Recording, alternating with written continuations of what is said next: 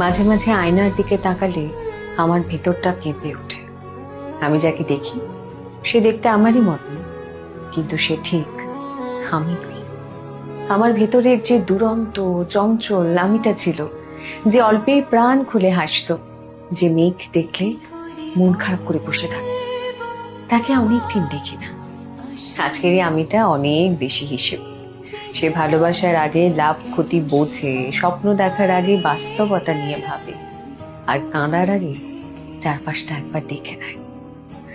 আমার খুব জানতে ইচ্ছে করে আমার সেই পুরনো আমিটা কোথায় হারিয়ে গেল।